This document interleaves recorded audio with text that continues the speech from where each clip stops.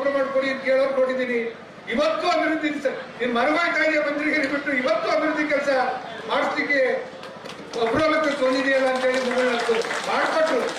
ಇವತ್ತು ಬಹುತೇಕ ಆ ಕಾರಣದಿಂದ ಇವತ್ತು ನನ್ನ ಬಳಗಟ್ಟ ಏತ ನೀರಾವರಿ 193 ಕೋಟಿಯನ್ನು ಖರ್ಚು ಮಾಡಿ ಇವತ್ತು ಕನಲಗೆರೆ ಕೆರೆಯನ್ನ ರೋಡನ್ನು ಶಿಫ್ಟ್ ಮಾಡಿಸಿ ಆ ಕೆರೆ ಅಭಿವೃದ್ಧಿ ಮಾಡಿ ನಾವು ಮುಂದಿನ ಮಾಣಿಕಳ್ಳಿ ಗ್ರಾಮ ಪಂಚಾಯತಿ ವ್ಯಾಪ್ತಿಗೆ ಇವತ್ತು ಉಳಿದಂತ ನಮ್ಮ ಜಕ್ಕಳ್ಳಿ ಗ್ರಾಮ ಪಂಚಾಯತಿ ವ್ಯಾಪ್ತಿ ಕೆರೆ ತುಂಬಿಸುವಂತದ್ದು ಮಾಡಬೇಕು ಅಂತ ಹೇಳಿದ್ರು.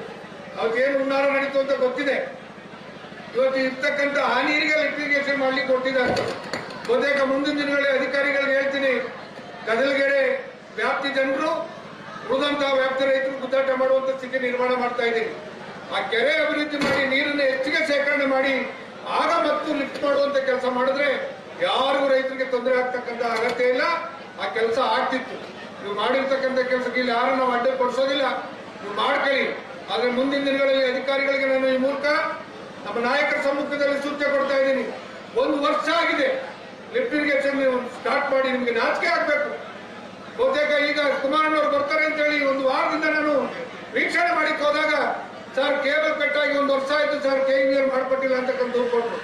ಆ KB ಮುಖ್ಯಸ್ಥರಿಗೆ ಹೇಳಿದೆ, ಬಹುತೇಕ 3 ದಿನದಲ್ಲಿ ಬನ್ನಗಾಡಿ ಸ್ಟೇಷನ್ ಇಂದ ಕನೆಕ್ಷನ್ KRS ಲಿಫ್ಟ್ ಇರಿಗೇಷನ್ಗೆ ಕೊಡದೇ ಇದ್ರೆ ಲಿಫ್ಟ್ಗೆ ನಿಮ್ಮ ಕಚೇರಿಗೆ ಬೆಂಕಿ ಬೀಳುತ್ತೆ ಅಂತಕ್ಕಂಥ ಮಾತು ಹೇಳಿದ ಕಾರಣದಿಂದ 1 ವಾರದಿಂದ ಅದನ್ನ ರೆಡಿ ಮಾಡಿಸಿ ರಾತ್ರಿ ಮೋಟರ್ನ ಆನ್ ಮಾಡಿಸಿ ಇವತ್ತು ಕುಮಾರಣ್ಣವರು ಇವತ್ತು ಕಾವೇರಿ ಮಾತೆಗೆ ದಳವಾಯಿ ಕೆರೆಯಲ್ಲಿ ಇವತ್ತು ವಿಶೇಷವಾದಂತ ರೀತಿಯಲ್ಲಿ ತಾಯಿಗೆ ಒಂದು ಪೂಜೆಯನ್ನು ಸಲ್ಲಿಸಿ ಬಂದಿದ್ದಾರೆ.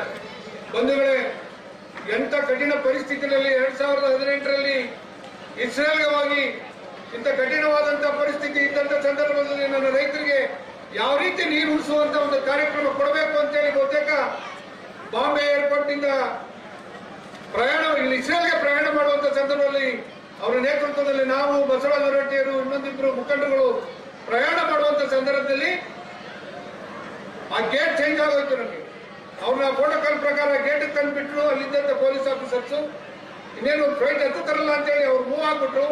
ಆ ಕೊನೆ ಸಂದರ್ಭದಲ್ಲಿ ಆ ಫ್ಲೈಟ್ ನ ಗೇಟ್ ಚೇಂಜ್ ಆಯ್ತು. ಬಹುತೇಕ ದೊಡ್ಡ ಬಾಂಬೆ ಏರ್ಪೋರ್ಟ್ ಬಹಳ ದೊಡ್ಡ ಏರ್ಪೋರ್ಟ್. ಒಂದು ಗೇಟ್ ಇಂದ ಒಂದು ಗೇಟ್ಗೆ ನಡೀಲಿಕ್ಕೆ 1 ಕಿಲೋಮೀಟರ್ ಆಗುತ್ತೆ. ಬಹುತೇಕ ಬಹಳ ಸ್ಪೀಡ್ ನಲ್ಲಿ ನಾವು ಫ್ಲೈಟ್ ಮಿಸ್ ಆಗುತ್ತೆ ಅಂತೇಳಿ ಅವ್ರನ್ನ ನಡೆಸ್ಕೊಂಡು ಓಡಿಸ್ಕೊಂಡು ಕರ್ಕೊಂಡು ಹೋದ್ವಿ. ಅವತ್ತು ಅವ್ರಿಗೆ ಎದೆ ನೋವು ಸ್ಟಾರ್ಟ್ ಆಯ್ತು. 10 ಗಂಟೆ ಪ್ರಯಾಣ. ಬಹುತೇಕ ನೀವೆಲ್ಲರೂ ಅರ್ಥೈಸ್ಕೋಬೇಕು, ಆ ತಾಯಿ ಅನ್ನಪೂರ್ಣೇಶ್ವರಿ ಚೆನ್ನಮ್ಮ ಅವರ ದೇವೇಗೌಡರ ಆಶೀರ್ವಾದ ಕುಮಾರಣ್ಣವರ ಮೇಲೆ ಇದ್ದ ಕಾರಣದಿಂದ 10 ಗಂಟೆ ಎದೆ ನೋವು ಬಂದ್ರು ಸಹ ಕರ್ಕೊಂಡು ಫ್ಲೈಟ್ ಅಲ್ಲಿ ಕೂತು ಇಸ್ರೇಲ್ ನಲ್ಲಿ ಇಳಿದು ಹಾಸ್ಪಿಟಲ್ ನೇರವಾಗಿ ಕರ್ಕೊಂಡು ಹೋದ್ವಿ. ಅಲ್ಲಿ ಹೇಳಿದ್ರು ಡಾಕ್ಟರ್, ಅದು ಹೆಂಗೆ ನಿಮ್ಗೆ ದೇವರು ಬಂಧಿಸಿದಾನೆ ಅಂತಕ್ಕಂಥದ್ದು ಗೊತ್ತಿಲ್ಲ, 10 ಗಂಟೆ ಆಗಿದೆ ನಿಮ್ಗೆ ಹಾರ್ಟ್ ಅಟ್ಯಾಕ್ ಆಗಿ ನೀವು ಇವತ್ತು ಉಳು ಬಂದಿದ್ದೀರಿ ಅಂದ್ರೆ ಇದಾದ ನಿಮ್ಮ ಹಿರಿಯರ ಆಶೀರ್ವಾದ ಅಂತಕ್ಕಂಥ ಮಾತನ್ನ ಇಸ್ರೇಲ್ ಡಾಕ್ಟರ್ ಹೇಳಿದ್ರು.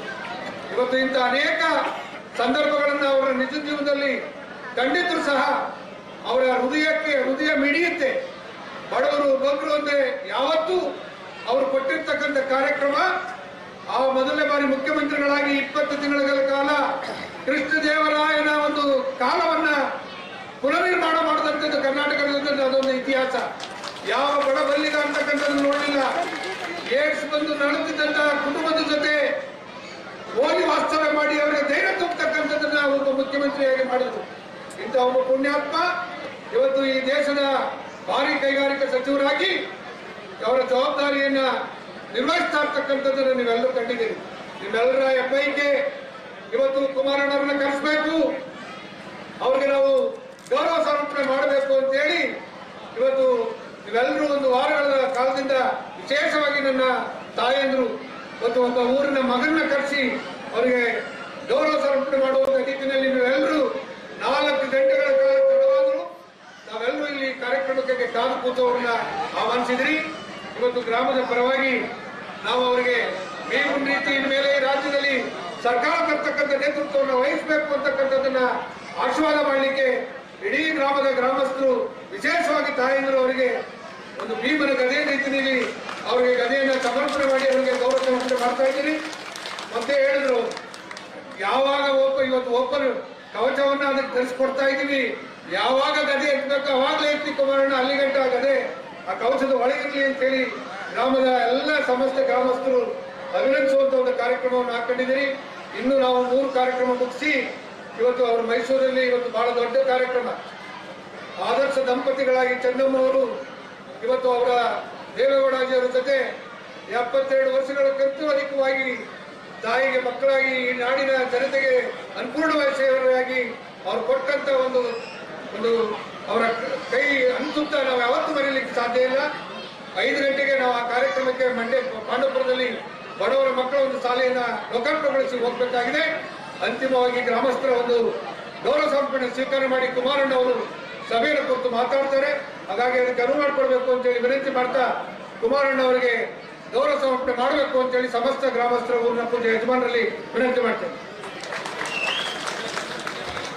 ಪ್ರಾಸ್ತಾವಿಕ ನುಡಿಗಳನ್ನು ನುಡಿದಂತ ನಮ್ಮ ಹೆಮ್ಮೆಯ ನಾಯಕರಿಗೆ ಧನ್ಯವಾದಗಳು. ಬರೆದ ನಾಡಿನ ಬದುಕಿಗೆ ನೀರಿನ ನವ ಚೈತನ್ಯ ನೀಡಿದ 300 ಕೋಟಿ ರೂಪಾಯಿಗಳ ಬಲಿಘಟ್ಟ ಏಕ ನೀರಾವರಿ ಯೋಜನೆಯ ಮೂಲಕ ಕೆಆರ್ಎಸ್ ಅಣೆಕಟ್ಟೆಯಿಂದ ಕಾವೇರಿ ಮಾತೆಯನ್ನು ಈ ನೆಲಕ್ಕೆ ತಂದು ರೈತರ ಬಾಳಿಗೆ ಆಶಾಕಿರಣವಾದ ಮಾನ್ಯ ಕೇಂದ್ರ ಸಚಿವರಾದ ಎಚ್.ಡಿ. ಕುಮಾರಸ್ವಾಮಿ ಅವರ ಸೇವೆಗೆ ಬಲಿಘಟ್ಟ ಗ್ರಾಮಸ್ಥರ ಹೃದಯಪೂರ್ವಕ ಕೃತಜ್ಞತೆಯ ಅಭಿನಂದನೆ ಸಲ್ಲಿಸುವ ಕ್ಷಣ. ಜೋರಾದ ಚಪ್ಪಳೆ ಮೂಲಕ ನಾವೆಲ್ಲರೂ ಈ ಸಂಭ್ರಮದ ಕ್ಷಣಕ್ಕೆ ಸಾಕ್ಷಿ ಹೋಗೋಣ. ಇದು ಕೇವಲ ಬೆಳ್ಳಿಗರೆ ಸಮರ್ಪಣೆಯ ಕ್ಷಣವಲ್ಲ, ಇದು ಬಲಿಘಟ್ಟದ ಮಣ್ಣಿನ ಋಣವನ್ನು ತೀರಿಸುವ ಕ್ಷಣ, ರೈತರ ಕನಸುಗಳಿಗೆ ಕೃತಜ್ಞತೆ ಸಲ್ಲಿಸುವ ಕ್ಷಣ. ಕಥೆಯನ್ನು ಇಂದು ಬಲಿಘಟ್ಟದ ಗ್ರಾಮಸ್ಥರು ತಮ್ಮ ಈಗ 2007-8ನೇ ಸಾಲಿನಲ್ಲಿ ತಮ್ಮ ಅವಧಿಯಲ್ಲಿ ಅಂದ್ರೆ ಈ ಅವಧಿಯಲ್ಲಿ ಮುಖ್ಯಮಂತ್ರಿಗಳಾಗಿದ್ದ ಅವಧಿಯಲ್ಲಿ ನನ್ನಂತಹ ಎಷ್ಟೋ ಸಾವಿರಾರು ಶಿಕ್ಷಕರಿಗೆ ಶಿಕ್ಷಕ ವೃತ್ತಿಯ ಸುವರ್ಣಾವಕಾಶ ದೊರಕಿತು. ನಮ್ಮ ಬದುಕಿಗೆ ಹೊಸ ದಿಕ್ಕು, ನಮ್ಮ ಕುಟುಂಬಗಳಿಗೆ ಹೊಸ ಬೆಳಕು ನೀಡಿದ ಆ ಮಹತ್ತರ ಕಾರ್ಯಕ್ಕೆ ನಿಮ್ಮನ್ನು ನಾವು ಇವತ್ತು ಕಾರ್ಯಕ್ರಮದಲ್ಲಿ ಅಭಿನಂದಿಸುವಂತ ಕ್ಷಣ.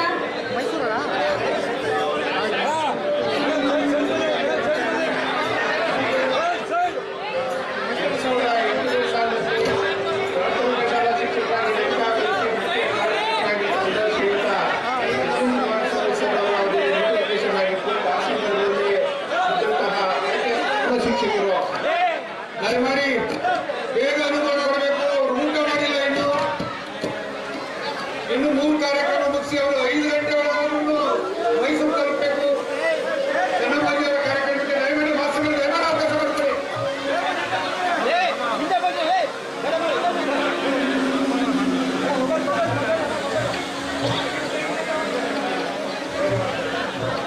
ಧನ್ಯವಾದಗಳು ಎಲ್ಲ ಶಿಕ್ಷಕರೊಂದಿಗೆ. 1.25 ಕೋಟಿ ನಿಮ್ಮ ಶಿಕ್ಷಕರ ಸಮುದಾಯ ಭವನಕ್ಕೆ ಕೊಟ್ಟಿದ್ದಾರೆ. ಒಂದು ದೊಡ್ಡ ಕಾರ್ಯಕ್ರಮ ಇಟ್ಕೊಳ್ಳೋಣ. ದಯಮಾಡಿ ಅಣ್ಣವರ ಅವಕಾಶ ಮಾಡಿ ಮಾತಾಡಲಿಕ್ಕೆ.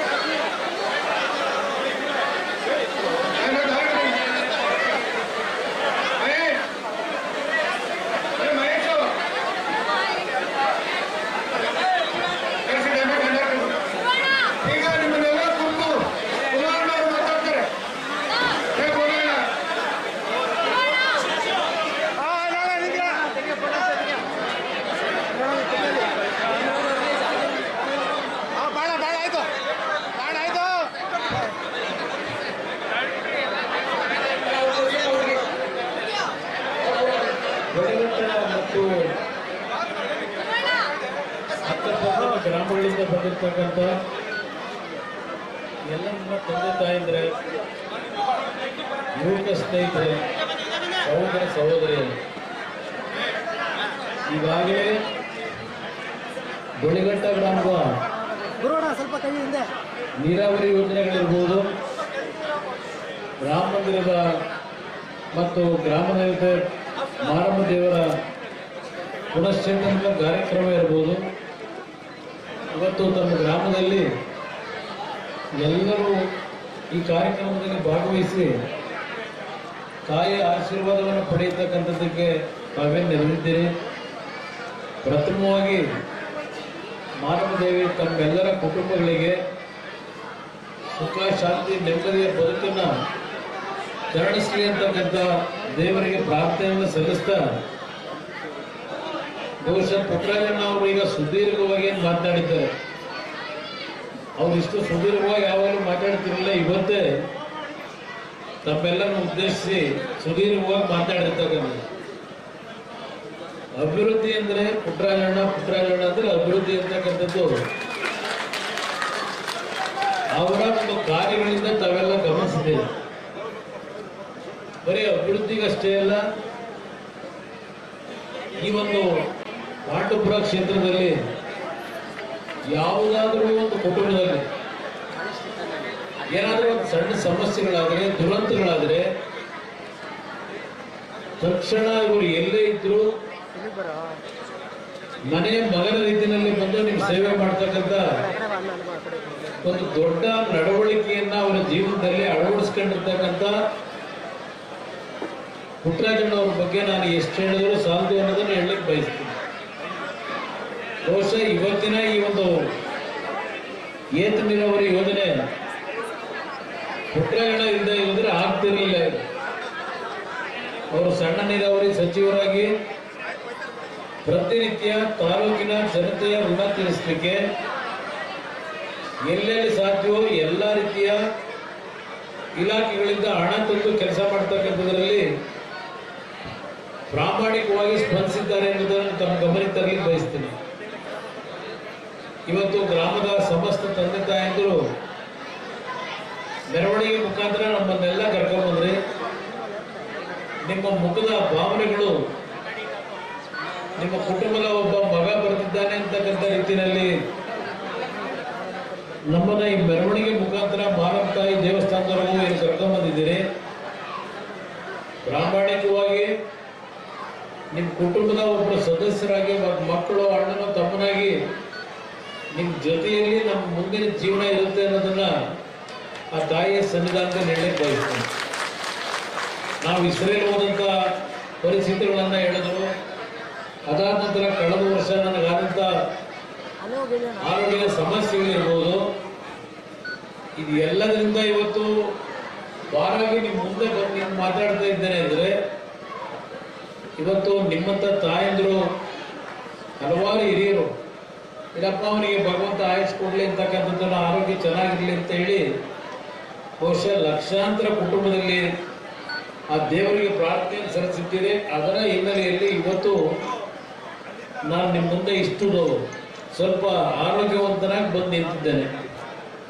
ಬಹಳ ದೊಡ್ಡದಾಗಿ ಭಾಷಣ ಮಾಡಲಿಕ್ಕೆ ಹೋಗೋದಿಲ್ಲ. ಅದರ ಒಂದು ನಾನು ನಿಮ್ಮ ಗಮನಕ್ಕೆ ತರ್ತಕ್ಕಂಥದ್ದು, ನಾವೆಲ್ಲ ಯಾವ ರೀತಿ ನಡ್ಕೊಂಡಿದ್ದೇವೆ, ಯಾವ ರೀತಿ ಜನರ ಕಷ್ಟ ಸುಖದಲ್ಲಿ ಪ್ರತಿನಿತ್ಯ ಭಾಗಿಗಳಾಗಿ ಕೆಲಸ ಮಾಡ್ತೇವೆ, ಅದು ನಾವು ಹೇಳ್ಕೊಳ್ಳೋದ್ರಲ್ಲಿ ಅರ್ಥ ಇಲ್ಲ. ಅದು ನಿಮ್ಮಲ್ಲೇ ಪ್ರತಿನಿತ್ಯ ಗಮನಿಸ್ತೀವಿ. ಅದರಿಂದ ನಾನು ಇಲ್ಲಿ ಈಗಿನ ಈ ಒಂದು ಕಾರ್ಯಕ್ರಮದಲ್ಲಿ ಈ ರಾಜ್ಯ ಸರ್ಕಾರದ ನಡವಳಿಕೆ ಇದೆಲ್ಲ ನಾನು ಚರ್ಚೆ ಮಾಡ್ಲಿಕ್ಕೆ ಹೋಗೋದಿಲ್ಲ. ಈಗ ಬೇಡ, ಅದು ನಮಗೆ ಮುಂದೆ ಇನ್ನೂ ಕಾಲ ಇದೆ ಮಾತನಾಡ್ಲಿಕ್ಕೆ. ಆದರೆ ಒಂದು ನಮಗೆ ನೋವಿನ ಸಂಗತಿ ಏನು ಅಂದರೆ, ಈ ವರ್ಷ ಮಂಡ್ಯ ಜಿಲ್ಲೆಯ ರೈತರಿಗೆ ಯಾರು ನೀವು ಭತ್ತ ನಾಟಿ ಮಾಡಬೇಡಿ, ಭತ್ತದ ಒಟ್ಲು ಬಿಡಬೇಡಿ ಅಂತ ನಮ್ಮ ಸರ್ಕಾರ ಘೋಷಣೆ ಮಾಡಿಬಿಟ್ಟು, ಪಕ್ಕದ ತಮಿಳುನಾಡಿಗೆ ಇವತ್ತು ನೀರು ಯಥೇಚ್ಛವಾಗಿ ಹರಿದು ಹೋಗ್ತಾ ಇದೆ. ನಮ್ಮ ಮಂಡ್ಯ ಜಿಲ್ಲೆಯಲ್ಲಿ ಇರ್ತಕ್ಕಂಥ ಕೆರೆ ಕಟ್ಟೆಗಳನ್ನು ತುಂಬಿಸ್ಲಿಕ್ಕೆ ಗಮನ ಕೊಡಲಿಲ್ಲ. ನಾನು 2 ಬಾರಿ ಎಚ್ಚರಿಕೆ ಕೊಟ್ಟೆ. ಸರಿಯಾದ ರೀತಿಯಲ್ಲಿ ವಕೀಲರುಗಳ ಜೊತೆ ಚರ್ಚೆ ಮಾಡಿ ನಮ್ಮ ಮುಂದಿನ ದಿನಗಳು ಆಗ್ತಕ್ಕಂಥ ನಮ್ಮ ರೈತರ ಕಷ್ಟಗಳಿಗೆ ಏನು ಒಳಗಾಗ್ತಾರೆ, ಸ್ವಲ್ಪ ಎಚ್ಚರಿಕೆಯಿಂದ ಕೆಲಸ ಮಾಡಿ ಅಂತ 2-3 ಬಾರಿ ಎಚ್ಚರಿಕೆ ಕೊಟ್ಟೆ ಈ ಸರ್ಕಾರಕ್ಕೆ. ಆದರೆ ಈ ಸರ್ಕಾರ ಕಳೆದ 3.5 ವರ್ಷದಿಂದ ಜನಗಳ ಕಷ್ಟ ಸುಖದ ಬಗ್ಗೆ ಅವ್ರಿಗೆ ಚಿಂತೆ ಇಲ್ಲ. ರಾಜ್ಯದಲ್ಲಿ ಯಾವುದೇ ಪ್ರದೇಶಕ್ಕೆ ಹೋದರೂ ಇವತ್ತು ಬರಗಾಲ ಅನ್ನೋದನ್ನು ಕಾಣ್ತಾ ಇದ್ದೇವೆ. ಸುಮಾರು 100-120 ವಿಧಾನಸಭಾ ಕ್ಷೇತ್ರಗಳಲ್ಲಿ ಬರಗಾಲ ಇದೆ. ಇಲ್ಲಿ ಕೆಲವು ಭಾಗದಲ್ಲಿ ಭತ್ತ ಏನೋ ನಾಟಿ ಮಾಡ್ಕೊಂಡ್ಬಿಡ್ತೀರಿ. ಕೊನೆಗೆ ಈಗ ಬೆಳಗಟ್ಟದ ಬಗ್ಗೆ ಹೇಳ್ತಾ ಇದ್ರು. ಈ ಭಾಗ ಒಣಭೂಮಿ ಇರ್ತಕ್ಕಂಥ ಪ್ರದೇಶ, ನಮಗೆ ನೀರು ಬರುತ್ತಾ ಅಂತಕ್ಕಂಥದ್ದು ಎಲ್ಲರಲ್ಲೂ ಅನುಮಾನ ಏನಿತ್ತು. ಆ ಅನುಮಾನವನ್ನ ಇವತ್ತು ಪುಟ್ಟರಾಜು ಅವರಿಗೆ ಬಗೆಹರಿಸಿಕೊಟ್ಟಿದ್ದಾರೆ. ಒಂದು ನಿಮ್ಮೆಲ್ಲರಲ್ಲಿ ನನ್ನ ತಂದೆ ತಾಯಿಯಲ್ಲಿ ಮನವಿ ಮಾಡೋದು, ಪುಟ್ಟರಾಜು ಒಳ್ಳೆ ಕೆಲಸ ಮಾಡೋದು. ಮೊದಲು ನೀವು MLA ಆದ ದಿವಸದಿಂದ ನೀವು ನೋಡ್ತಾ ಇದ್ದೀರಿ. ಆದರೆ ಯಾಕೆ ಒಂದೊಂದು ಬಾರಿ ಚುನಾವಣೆಗಳು ಬಂದಾಗ ಯಾಕೆ ಮರೆತು ಬಿಡ್ತೀರಿ ಅಂತಕ್ಕಂಥದ್ದು ನಾನು ಯೋಚನೆ ಮಾಡೋದು. ಈಗ ಇಲ್ಲಿ ಇರ್ತಕ್ಕಂಥವರು ಅಮೆರಿಕಾದಲ್ಲಿ ಇರ್ತಾರೆ. ಒಂದು ರೀತಿ ವಿಸಿಟಿಂಗ್ ಕಾರ್ಡ್ ಇಟ್ಕೊಂಡಾಗಿ ನಾವು ಯಾವತ್ತೋ ಒಂದು ದಿವಸ ಬರ್ತಾರೆ, ಸುಮ್ಮನೆ ಒಂದು 4 ಜನದ ಹತ್ರ ಮಾತಾಡ್ತಾರೆ, ಒಂದು ಹಸಿರು ಶಾಲಂತೂ ಹಾಕಿರ್ತಾರೆ. ಅದಂತೂ ರೈತರಿಗೆ ಗೌರವ ಕೊಡ್ತಾ ಇದ್ದೇವೆ ಎಲ್ಲಿದ್ದೀವಿ ಅಂತಕ್ಕಂಥ ಒಂದು ಸಂದೇಶ ಕೊಡ್ಲಿಕ್ಕೆ ಒಂದು ಶಾಲೆ ಹಾಕಿರ್ತಾರೆ. ಆದರೆ ನಮ್ಮ ರೈತರು ಕಷ್ಟಕ್ಕೆ ಯಾವ ಧ್ವನಿ ಕೊಡ್ತಿದ್ದಾರೋ ನಾನು ನೋಡಿ ಯಾರು. ಅದೇ ಪುಟ್ಟರಾಜು ಮಾಡಿರೋ ಕೆಲಸ ಏನು? ಇವತ್ತು ಈ ತಾಲೂಕಿನಲ್ಲಿ ರಸ್ತೆ ನೋಡಿ, ಮಕ್ಕಳಿಗೆ ಓದ್ತಕ್ಕಂಥ ಶಿಕ್ಷಣ ಶಾಲೆಗಳು ನೋಡಿ, ಇವತ್ತು ಎಲ್ಲ ರೀತಿ ದೇವಸ್ಥಾನಗಳು, ನಾನು ಹೇಳ್ತಾ ಹೋದರೆ ಅವ್ರು ಮಾಡಿರ್ತಕ್ಕಂಥ ಹಲವಾರು ಕೆಲಸಗಳು ಹೇಳ್ಬೋದು. ಆದರೆ ಆ ಚುನಾವಣೆ ಸಂದರ್ಭದಲ್ಲಿ ದಯವಿಟ್ಟು ಮರೆಯಬೇಡಿ. ನಾನು ಮುಖ್ಯಮಂತ್ರಿ ಆಗೋದು ಬಿಡೋದು ಸೆಕೆಂಡ್ರಿ. ಆದರೆ ಈ ಕ್ಷೇತ್ರದಲ್ಲಿ ಪ್ರಾಮಾಣಿಕವಾಗಿ ನಿಮ್ಮ ಮಗನಿಗಿಂತಲೂ ಹೆಚ್ಚಾಗಿ ನಿಮ್ಮ ಕಷ್ಟ ಸುಖದಲ್ಲಿ ಭಾಗವಹಿಸಿ ಜೀವನ ಮಾಡ್ತಕ್ಕಂಥ ಒಂದು ನಡವಳಿಕೆ ಏನಿದೆ ಅದನ್ನು ದಯವಿಟ್ಟು ಮರೆಯಬೇಡಿ ಅಂತಕ್ಕಂಥದ್ದನ್ನು ನಿಮ್ಮೆಲ್ಲರನ್ನ ಮನವಿ ಮಾಡ್ತೇನೆ. ಬಹುಶಃ ಇವತ್ತೇನು ತಾಯಿ ಆಶೀರ್ವಾದ ಪಡೆದಿದ್ದೇವೆ. ನನಗೆ ಅಲ್ಲಿ ದೇವಸ್ಥಾನದಲ್ಲಿ ಕೂತಿರ್ತಕ್ಕಂಥ ಕಲ್ಲದೇವರು ಮಾರಮ್ಮ ಇಲ್ಲಿ ನನ್ನ ಮುಂದೆ ಕೂತಿದ್ದೀರಲ್ಲ, ನೀವು ನನಗೆ ದೇವರು. ಇಲ್ಲಿರ್ತಕ್ಕಂಥ ನನ್ನ ತಾಯಿ, ನಿಮ್ಮ ಒಂದು ಯಾವೊಂದು ಆಶೀರ್ವಾದ, ನಿಮ್ಮ ಶುಭಾರೈಕೆ ಮುಂದಿನ 2 ವರ್ಷದಲ್ಲಿ ನನಗೆ ನಂಬಿಕೆ ಇದೆ. ಈ ರಾಜ್ಯದಲ್ಲಿ ನಿಮ್ಮ ಬದುಕನ್ನು ಸರಿಪಡಿಸ್ತಕ್ಕಂಥ 5 ವರ್ಷದ ಸರ್ಕಾರ, ಆ ತಾಯಿ ನಿಮ್ಮೆಲ್ಲರ ಹೃದಯದಲ್ಲಿ ಆ ಭಾವನೆ ಕೊಡ್ತೇನೆ. ಇವತ್ತು 2,000 ರೂಪಾಯಿಗೆ ನನ್ನ ತಾಯಂದರು ತಾವು ಯಾವ ರೀತಿಯ ಒಂದು ತೀರ್ಮಾನಗಳು ತಗೊಂಡ್ಬಿಟ್ರೆ ಅದನ್ನ ನಂಬೇಡಿ. ಅದನ್ನು ನಿಮ್ಮ ಮಕ್ಕಳ ಭವಿಷ್ಯ ಯಾವ ರೀತಿ ಇರಬೇಕು ಮುಂದಿನ ದಿನಗಳು, ಆ ಮಕ್ಕಳ ಭವಿಷ್ಯ ತಿಂಗಳಿಗೆ ಈ ಸರ್ಕಾರ 2,000 ರೂಪಾಯಿ ಕೊಡೋದ್ರ ಮೇಲೆ ನಿಂತಿಲ್ಲ. ದಯವಿಟ್ಟು ಅರ್ಥ ಮಾಡ್ಕೊಳ್ಳಿ. 2,000 ರೂಪಾಯಿ ಕೊಡೋದು ಯಾರೋ ದುಡ್ಡದು, ನಿಮ್ಮ ದುಡ್ಡೇನೆ ಅದು. ನೀವು ತೆರಿಗೆ ರೂಪದಲ್ಲಿ ಕಟ್ತಕ್ಕಂಥ ಹಣ ಏನಿದೆ, ಆ ಹಣ ಇವತ್ತು ಯಾವೊಂದು ಖಜಾನೆಗೆ ತುಂಬಿಸ್ತೀರಿ, ಸರ್ಕಾರ ತೆಗೆದುಕೊಳ್ತಕ್ಕಂಥ ಕಾರ್ಯಕ್ರಮಗಳೇನಿದೆ, ಆ ಕಾರ್ಯಕ್ರಮಗಳು ನಿಮ್ಮ ಮತ್ತು ನಿಮ್ಮ ಕುಟುಂಬಗಳು ಮುಂದೆ ನಿಮ್ಮ ಮರಿ ಮಕ್ಕಳು ಮೊಮ್ಮಕ್ಕಳು ಏನಿರ್ತಾರೆ ಅವ್ರ ಬದುಕು ಯಾವ ರೀತಿ ಸರಿಯಾಗಬೇಕು, ಇನ್ನು 20-30 ವರ್ಷಕ್ಕೂ ಕಾರ್ಯಕ್ರಮಗಳನ್ನ ತರದೆ ಬರೀ 2,000 ರೂಪಾಯಿನ ನಿಮ್ದು ನಿಮಗೆ ಕೊಟ್ಕೊಂಡು ನಾವು ಗ್ಯಾರಂಟಿ ಕಾರ್ಯಕ್ರಮ ಕೊಟ್ಟು ಅಂದ್ರೆ ನಿಮ್ಮ ಕುಟುಂಬಗಳು ಮುಂದಿನ ದಿನಗಳು ನೆಮ್ಮದಿಯಿಂದ ಬದುಕಕ್ಕಾಗಲ್ಲ. ವಿಶ್ವ ಇವತ್ತು ಓಡ್ತಾ ಇದೆ. ನಾನೀಗ ದೇಹದಲ್ಲಿ ಕಳಿಸ್ಕೊಟ್ಟಿದ್ದೀರಿ, ನೀವು ನನಗೆ ಮಂಡ್ಯದಲ್ಲಿ ನಿಲ್ಲೇಬೇಕು ಅಂತೇಳಿ ಹಠ ಮಾಡಿ ನಮ್ಮ ಹಿರಿಯರು, ಯುವಕರು, ತಾಯಂದರು ಬೈಕೆ ಮಾಡಿ ನಾನು ಚುನಾವಣೆ ನಿಲ್ಲಿಸ್ಕೊಂಡು ಡೆಲ್ಲಿಗೆ ಕಳಿಸಿದ್ದೀರಿ. ಅಲ್ಲಿ ಯಾವ ರೀತಿ ರಾಜಕಾರಣ ನಡೀತಿದೆ ನೋಡ್ತಾ ಇದ್ದೀನಿ ನಾನು.